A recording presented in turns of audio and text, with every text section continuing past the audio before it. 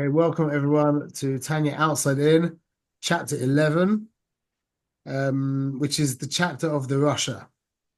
It's a small chapter. It's not particularly difficult. Um, we're following on from the chapter of the Tzaddik, which was chapter 10. And I'm just I actually said this to Gabriel. Gabriel and I have a Charusa in the afternoon, and I just said this to him, so I'm going to say this to you guys because it's a very helpful um thing that happened today that really helps us get things clear and understands the experience of the tzaddik. Um, that it was early in the morning. I was going to Shachris, and I had planned out my whole morning. And I was just about to get into my car.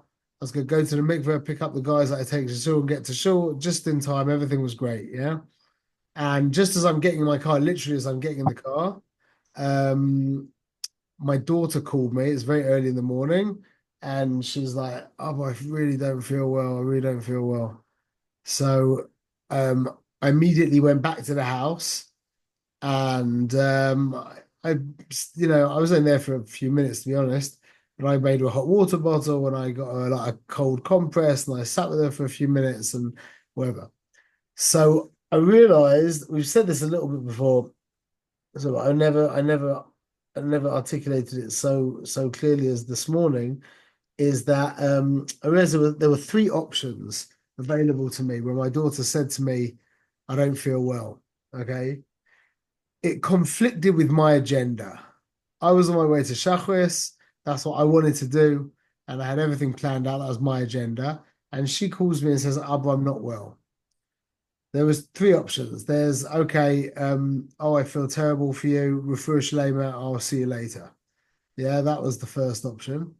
Then there was the other option. The option that actually happened to me is that without any kind of thinking or anything, I just immediately turned back to my house. There was no delay or thought or anything. I just turned back to my house. Then there would be the other option where you would say in your mind, "Ah, it's so annoying. I really wanted to get in the car. And now, but I mean, if I don't go, I mean, I want to be a good father, yeah. Or if I saw my friend do this and not go, I would think really badly of him. Either way, I wasn't going to go, but I ended up convincing myself that I should go back to my daughter. That was the third option. So there was the I'm not going to go and see my daughter. There's the effortless just going back to see my daughter. And then there's that I don't want to go and see my daughter, but I know it's the right thing to do for whatever reason. Therefore, I go back to see my daughter. You hear how they're three completely different experiences? So that I'm not going to go and see my daughter, that would be comparable to the Russia. Going to see your daughter without any kind of thinking, just naturally turning back round in spite of your own agenda, that's the experience of the tzaddik. The Benoni has his agenda and he feels annoyed, but for external reasons, whatever those reasons may be, he's able to go against his own agenda and do the right thing and go back to his daughter. So now, this is what I just wanted to explain from last week. We spoke about the tzaddik who replaces his pleasure with God's pleasure. That's called mis'aneg al Hashem. That his pleasure, his own sense of personal pleasure has vanished to varying degrees, to the ultimate level where his own sense of pleasure has completely vanished, and it has been replaced by God's pleasure. So now, if you didn't have any pleasure, you realize that you wouldn't have an agenda. The fact that you have your own agenda is because you have some kind of sense of pleasure. And the deeper your sense of pleasure, the more important your own personal agenda is to you. So now, in this case, if my sense of pleasure was very, very deep, my daughter calls me up, she needs me to be with her, that would be her pleasure. doesn't do it. Yeah, sorry, Dina, refuah shleima, I wish you better. See you later. Yeah, that would be the situation. If my pleasure was still firmly lodged in my heart, and my pleasure was to go to Shachris right now, and she wasn't particularly real to me, meaning her pleasure, which was that I should go and sit with her for a few minutes, yeah, was not really in my radar, then I just wouldn't bother and I would go to Shachris. Then there's the incomplete person, the Benoni, who I've got her, I've got my pleasure, yeah, but I know that it's the right thing to do. So she calls me to come back. I want to go to Shachris. I'm like, but I would think I would be, that's a bad dad. If I don't go back, that's a bad dad. I should go back. That's my thinking or my seichel or my midas being poil, making me go back. It's really my thinking that's making me go back, yeah? But the tzaddik effortlessly goes back. Why? Because his pleasure has been displaced by God's pleasure. So in this situation, I obviously have a very real relationship with my daughter in that her pleasure had displaced my own pleasure. So in the case of my agenda, I have my own personal agenda to go to Shachris. I was able to immediately ignore that. Why? Because it wasn't like me ignoring that. It was like my daughter ignoring that, meaning my pleasure had been overwhelmed by my daughter's pleasure. So where was I? I wasn't really there. You with me? It was my daughter's pleasure that was motivating my actions. So there was no second thinking. There was no like, oh, Diamond, what are you doing? You need to go. There was none of that because pleasure's the top of the whole system. So everything flows from pleasure. So if I have my own pleasure, which is to go to Shachris, then my emotions want to go to Shachris. And the only tool I've got against them is my machshavas to say, no, that's not the right thing to do because X, Y, and Z. Whereas when her pleasure overwhelms my pleasure, well, now there's no interruption in the whole system. And I effortlessly turn around and go and see to her without any regard for my own agenda. That's the mechanics of the tzaddik. It's worth listening if you're on the rerun, if you want to hear that again, but I think everything's there. That's the mechanics of how the internal world of the tzaddik works. Because his pleasure has been displaced by Hashem's pleasure, which is what we call Misaneg al Hashem, he effortlessly does Hashem's bidding without any kind of internal resistance whatsoever. Why? Because there is no internal resistance, because the very essence of the system is godly. It's God's pleasure running the entire system. So there are no emotions going against that. There's no personal agenda going against that. I'm sure that was gorgeous. Can I just ask a question? Yeah. There, in both those scenarios, just in the example you gave, isn't it that both of those are both Hashem's pleasures? You're going to davening, right? You want to go to shul. And that's not for you. They're both for Hashem in that scenario. I mean, I could be a bit late for sure. I could let the guy. I understand that somebody also. I think Gabriel also said that as well. But it was clear that the right thing to do was to go and comfort my daughter. I like davening. I wanted to go to daven. That was my taiva. That's my, Baruch Hashem. That's my taiva to go to Shachris in the morning. But in this case, it was. Now, just a side point: should we be getting pleasure from davening? That's a healthy that's a thing. Yeah, for sure, you should have pleasure from davening. How could you daven otherwise? It's not really davening without pleasure. I know people don't want to go to shul and say, "I'm going to go to shul because that's what Hashem wants me to do." That sounds great. That's a big madrega. But to really invest, davening is a pleasure. You just have to give the right covered. It's designed to be a tremendous pleasure. You just have to give it some respect. Davening is more for you than helping your daughter is, or putting on tefillin. Yeah, Davening is designed to feed you. yeah, exactly. Is that example that Yitzhak gave of I don't want to go to shul, but I'm going to do it because that's I have the mitzvah to do. Hashem wants to do it. That's the Madriga Rabbeinu. I'm annoyed. I'm inconvenienced. I don't want to, but I am going to do it. You mean go to shul to daven, Yes, as opposed to yes. lie in bed and miss Man Kriya As Shema? opposed to someone that has geschmack in davening. I love it. I want to do it. It's a pleasure for this. The person says I'm annoyed. I don't really like to daven, but Hashem wants me to, so I don't want to, but I'm going to go do it. That's the Beino being lovely. No, no, love Dafka. Why? No, not at all. It could be the the Benoni's agenda could be davening. We'll see that in chapter 15. The Benoni could have accustomed himself. Like me, I'm not more than a Benoni, and I've I'm a Benoni, and I enjoy davening. Like I've invested the time over the years now that to me davening is a big oine. For me to be late for davening is a big tsar. For me to not be not late, for me to not be well before Zman to daven is difficult for me. That's like annoying, you know. So that's not. It's the Benoni has accustomed himself to certain behaviors. So it could be that the Benoni doesn't want to daven, he schleps himself to daven, but it could also be the Benoni loves to daven and he has to, like the other day, the day after I had and this was a nice story as well. I had a the day after Yom Kippur, so the day after Yom Tov, after Shmini Atzeres, again I take the guys to shul that I usually take to shul, and my Rav Haas, it was all a balagan because there was the Kofar Shnias and everything around Meir Sharim. So anyway, I tried to call him. I called him like 7 times saying that we are going to be whatever. Didn't get through to him. So in the end, I just left and I got to shul.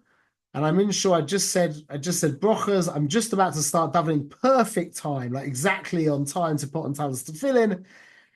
And a guy turns around to me and says, "It's Rav Haas on the phone. He's waiting there for you."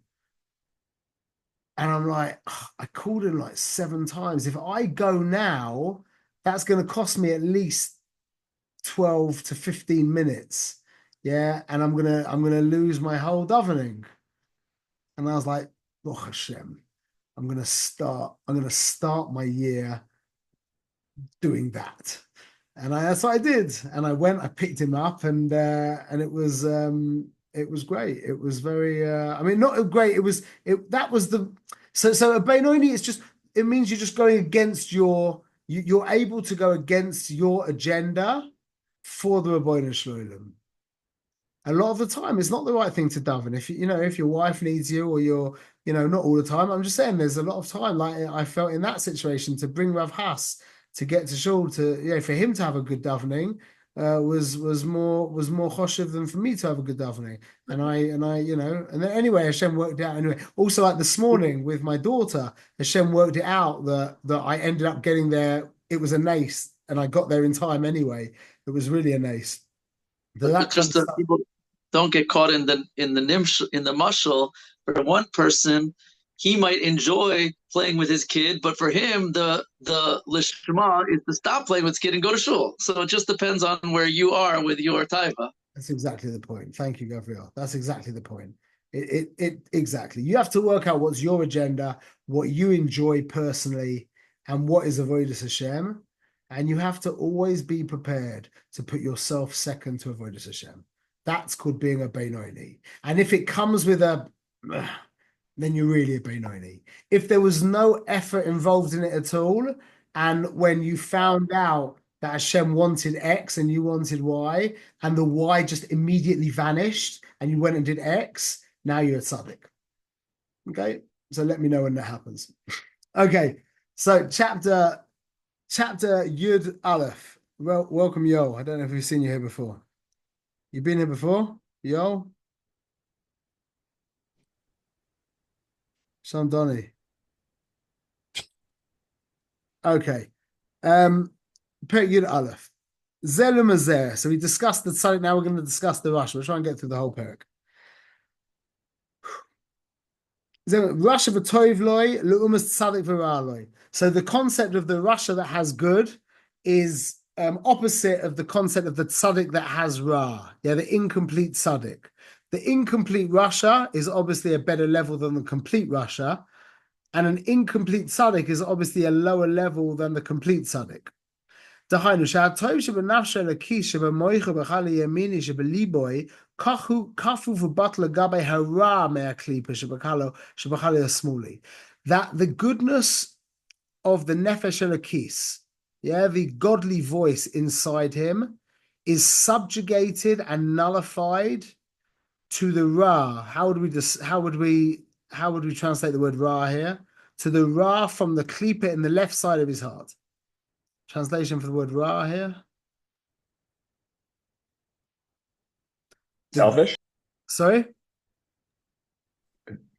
Selfish? Yeah, the self. That the godly voice in the right side of his heart is subjugated and dominated by the selfish voice from the klipa in the left side of his heart. That's it. That is what a Russia is. That it's not chetzi chetzi. It's that the voice of self is able to overwhelm the voice of God. Now that obviously can take many different madregas, and that's what we're going to discuss now. What kind of madregas does this? How many different levels can this encompass? Okay, this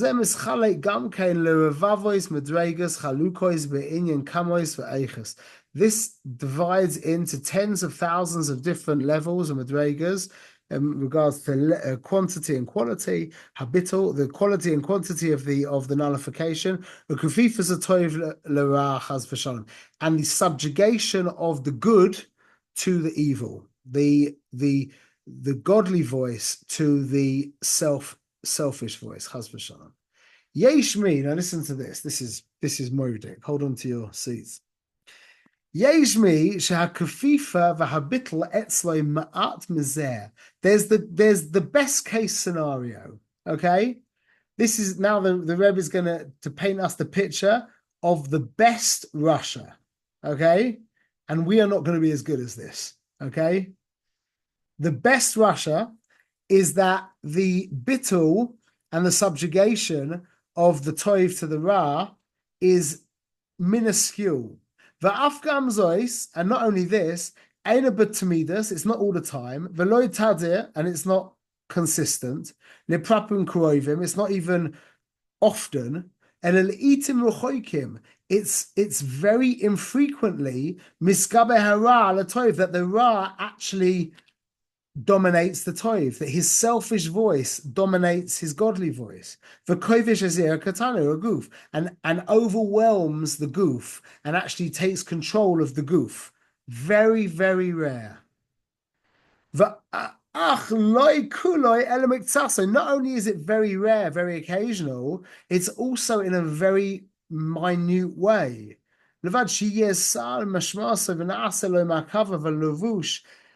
Lishabesh boy, echad mishloish levushim now, and it's only going to be to a certain madrega, to a small level. Dahainu, that means, or b'maisa bilvad la'asais averus kalos floichamos chas v'shalom. The three levushim, we know the three modes of behavior: thought, speech, and action. So it could be that it's the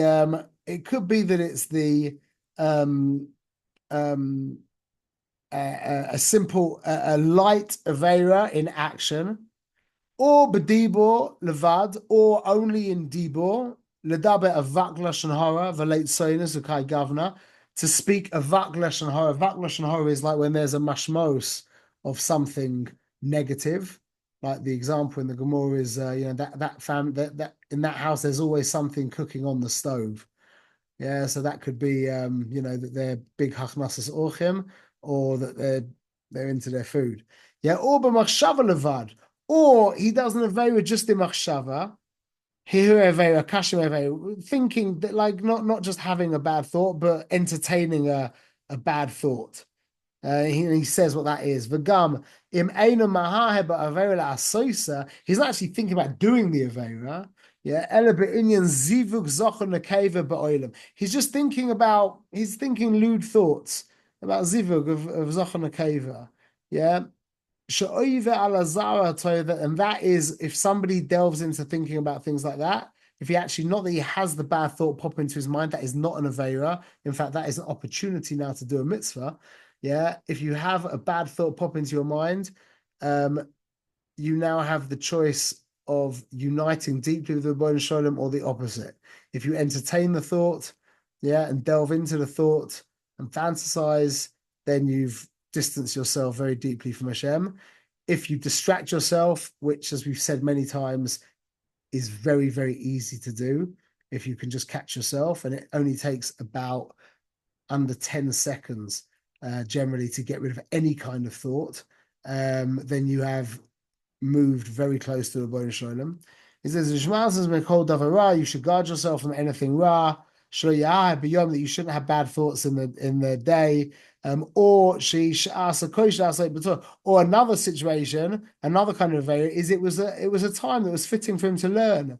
And he decided to watch YouTube. Could have told him but Avos, as it says in Avos, and near Belial, he was awake in the night, and he turns his heart to nothing. Yeah. In all of these situations, this person's called a Rasha. At the time when the Ra in his soul in his animal soul overwhelms his body and takes control of the body. And it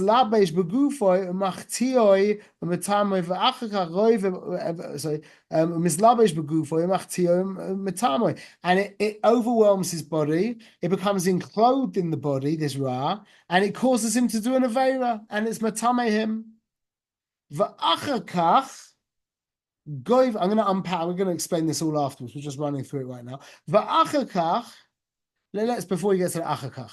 So this is so far the picture of the Rasha Viral, the Rasha V'Tovloi. Yeah, the incomplete Rasha. This is the best guy, yeah? He hardly ever does anything wrong. And when he does something wrong, it's a very subtle injuncture. That's the right word. And not only is it very subtle, but it's only in thought or speech or action. It's not in all three of them. It's not something very serious, and it's not often. Halavai.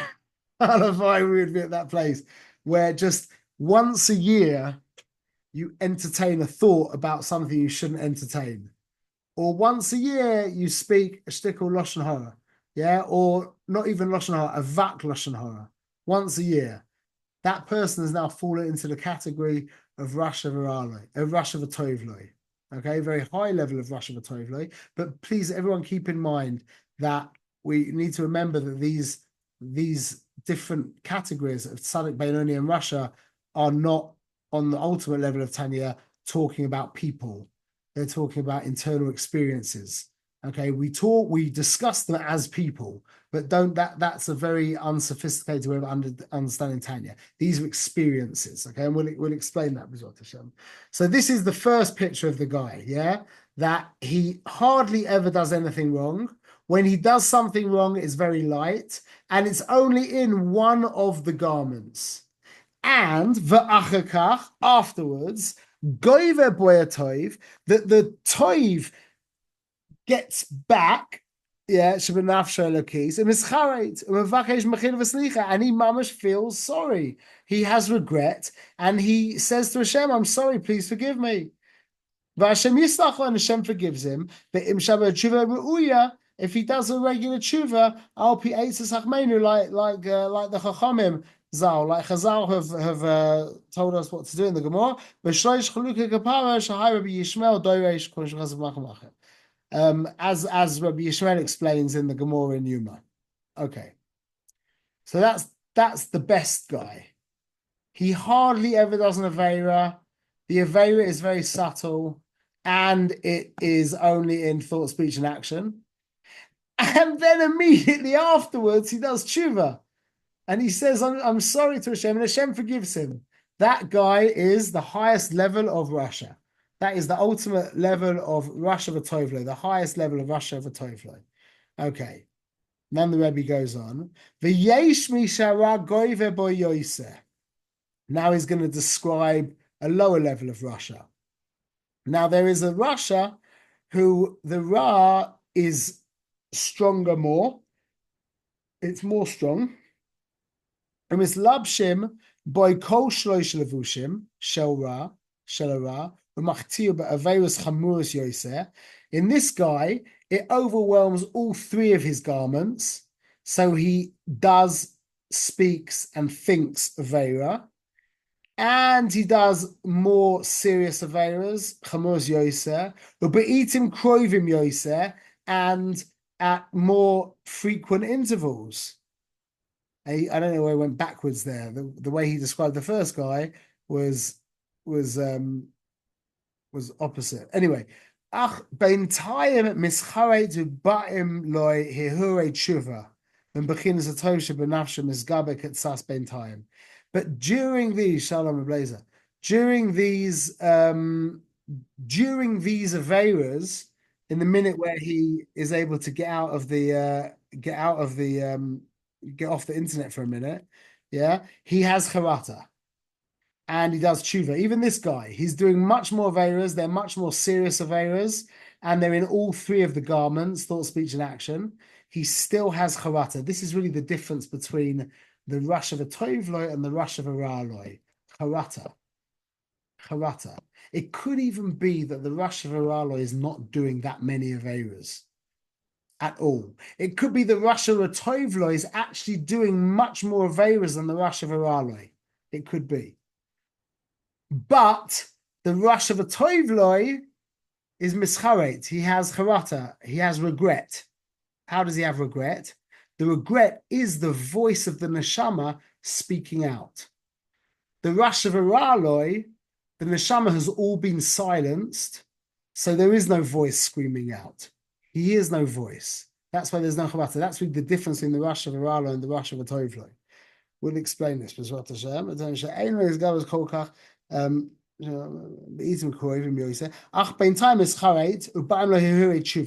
In between these Aveiras, he is mischaret, he regrets, and he has from the toiv that is in his nefesh, but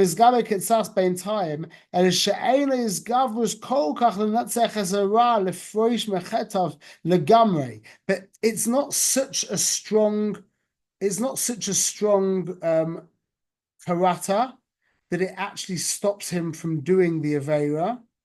To be moidev, to acknowledge what he's done, and to oizev is like to flee, not to flee, to decide not to do this anymore. If you really genuinely regret doing something, you won't do it again. Commensurate with your level of regret will be your level of resolve not to do it. If you do something, if someone said something really, really bad to their wife, and they really, really hurt her, and they regretted that deeply, then they wouldn't do that again. Like my wife's uncle said at my Sheva Brochus, he said a segula to never forget your wife's birthday is to forget it one time.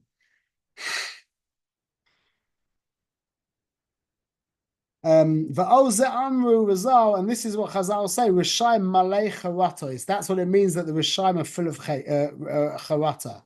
Shein roiv Rishaim.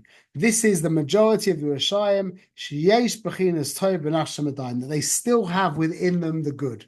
Okay, the last few lines of the Rush of Araloi that we'll say in a moment. I just want to unpack this now, this idea. It could even be that the rush of a tovloi never does an Aveira. How could that be? He never actually did an Aveira. It's an internal Metzias, meaning he could do the Aveira. But what about if the opportunity never presented itself? Like let's paint a crass picture, yeah? This nebuch of a little man horrible, smelly, disheveled man married to a woman, yeah? He'd love to be unfaithful to his wife, but the opportunity will never present itself. Sorry to give such an unpleasant example, yeah? He's a rusher. He's a rusher. He didn't do it, but he would. That is a rusher. A Benoni wants to do it, or let's say doesn't want to do it. He sees the pleasure in it, just like this guy. He sees the pleasure in another woman, but there's too much to lose. Could be too much to lose, or could be that he doesn't want to hurt her. Like if she found out, she would be hurt. It's not that her. You getting the idea from what we said before? It's not that he's in line with his wife, and he looks at the other woman, and it's like, that's ridiculous. It's not like that at all. He's not in line with his wife. He sees the pleasure in the other woman. But for the Benoni, he can't afford it. It costs too much, so he wouldn't do it. Whether that, if you translate that into terms of the Tanya, with the Benoni, he sees the pleasure in the Avera, but he's scared of Gehenna, or he doesn't want to give up on the schar. Or he has an awareness of God watching him. He's like, well, how can I do it in front of God? That's a much higher level. That's the level the Tanya speaks of. That he sees the pleasure, but there's something external that's preventing him from indulging. But what about the guy, this little ugly, smelly guy, this disheveled little guy, who wants to do it? And the only thing that's stopping him externally from doing it is the opportunity to do it. Not that he had the opportunity and then he used some external machshava or consequence to stop him from doing it. He's a rusher. So he didn't actually do the Avera. This is the mechanics of the Benoni. There are certain times when you come out of davening, yeah? You come out of davening, let's say you have a really good Kabbalah Shabbos, or you have a good elevated davening, or a good shmooze with a friend about Avodas Hashem, or a good shir where you got lifted up and you did tshuva, yeah? Or a nice hallel, or you gave tzedakah and you felt like you really felt the need of another, yeah? Then at that moment, just after that, the Avera has no appeal to you whatsoever. The Taiva has no appeal to you. It's not in your, what's the word? How'd you say it? It's not in your fabric. Sorry? Not in your fabric. Not in your fabric. It's not in your world. It's not an option. It's not something that is appealing. It's not appealing to you. Because right now you're aligned with God, and this is the opposite. So it's not appealing.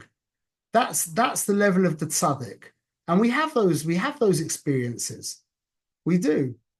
And then there's the level of the Benoni where it is appealing. You've just had a davening and they bring out all the chocolate cake. The guy's doing a tick and they bring out the chocolate cake, and you decide that you would like to eat it, and you decide that you decided not to eat it because you think that's the right thing for you to do right now. That's the Benoni. I'm not saying it's the right thing to not eat the cake, just in the example, yeah? That's the Benoni. He sees the pleasure of it, and he knows it's not the right thing to do, and he doesn't do it. That's the Benoni. The Rasha sees the pleasure in it, and he does it. And that's also something that we go through. So it's just so important to keep this in mind, that these madrigas that we're speaking about are internal experiences that we cycle through on a daily basis, even on an hourly basis. maybe even less than that as well sometimes. So this is the experience of the Russia, which is probably most of the time our default experience. No, that's not true. I think our default experience is that of the Benoni. The default experience is like you get kind of tricked. I mean, Rev Noah Weinberg used to say Zatzal, someone comes up to you and says to you, listen, I've got this really juicy piece of Lashon Hara. Listen. What would you say to them? You say, leave me alone. Talk to me when I don't hear Lashon Hara.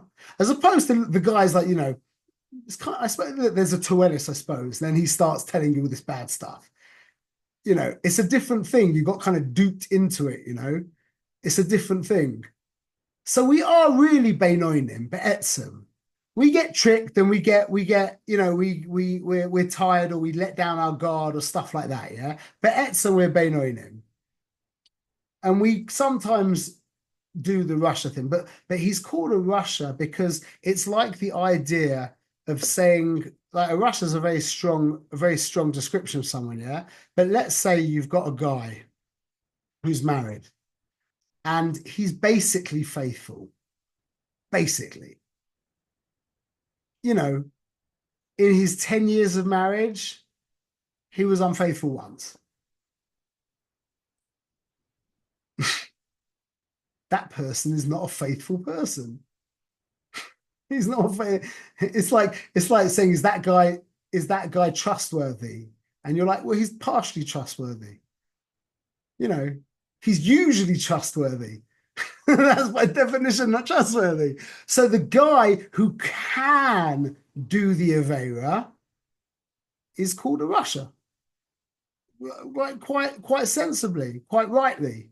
Just like the guy who can occasionally, very occasionally, betray his wife, but also that's the same thing. So, but we just have to be aware of what's causing that, what allows us, so to speak, to do the Avera is my sense of personal pleasure is more real to me than God's pleasure.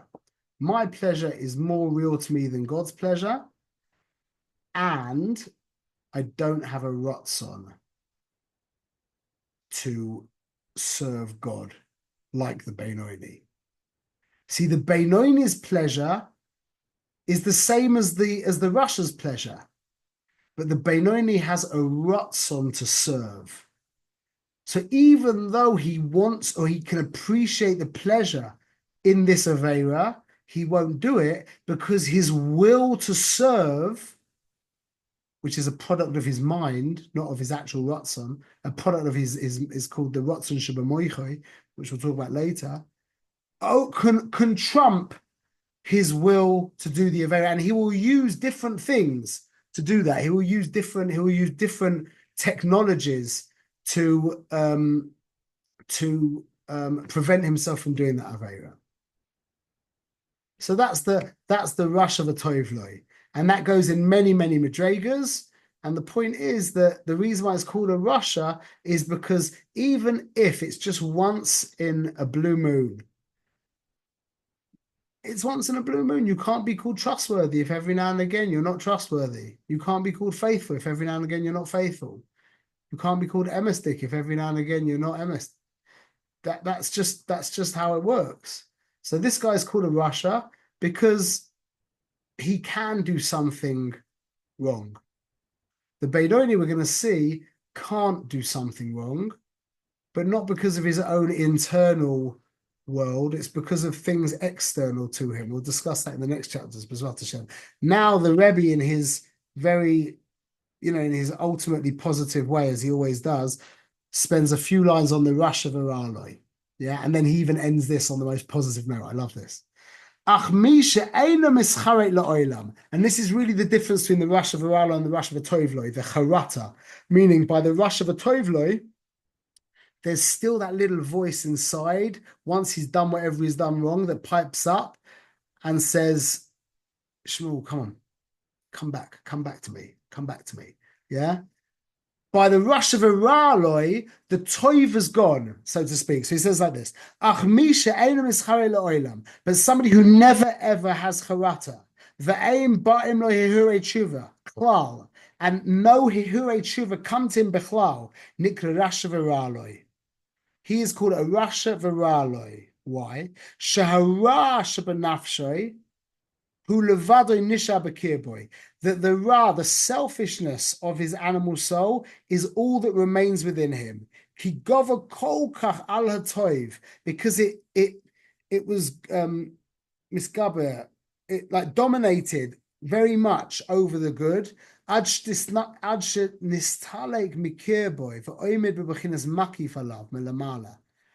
the good in him actually left from him and becomes makif. It never goes away. He never completely loses shaykhs to the toiv, but it's mistalek milamala. It goes above him to a level of makif, which means he's not aware of it. Makif would be like my 3-year-old son or my 6-year-old son standing in front of Elon Musk. Elon Musk's power would be called makif to my 5-year-old, 6-year-old son, meaning it doesn't make any difference to him. Whereas I'm standing in front of Elon Musk and I would have a tremendous amount of pachad and respect. Yeah, my 6-year-old son is just another guy, no different. So makif means that Elon Musk is there, just like he's in front of me, but Elon Musk's covered by my son isn't panimi. It didn't go into him and be poil some kind of feeling, whereas by me it did. So that's called makif. So it means the toiv has gone makif to this mensch, that the toiv has now become, it's makif him, it's soiv of him. He's not aware of it. It's not poil on him, bechlau. It doesn't say, Shmuel, come on, let's go back. Let's forget this. Come on, let's go back to Hashem. He never hears that. And now he ends on the most beautiful, I love this. Ulechein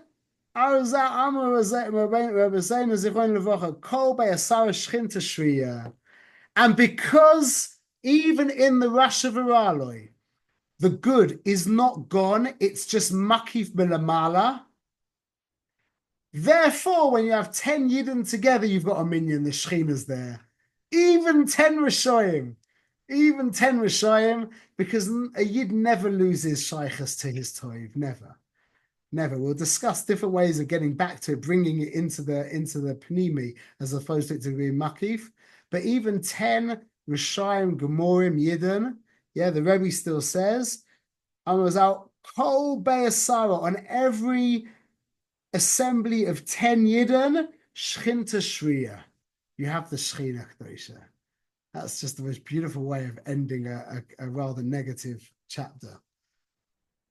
Okay, we should be Zoicha to be Tzadikim, in the worst case scenario to be Beinonim, and to never be Rishayim. And to know that if ever we do something that isn't Beseda, be Mischaret, yeah, apologize, commit to not doing it again, and go weiter. And don't dwell on it and don't think about it and move forward and just commit that you're not going to do it again. And you've gone back into the Madrega of Beinoni, Bezrat Hashem, and do that long enough, and before you know it, you'll actually be aligned with God and you'll be a Tzaddik, Bezrat Hashem. Thank you so much. Have a good one. My pleasure. Zagazim.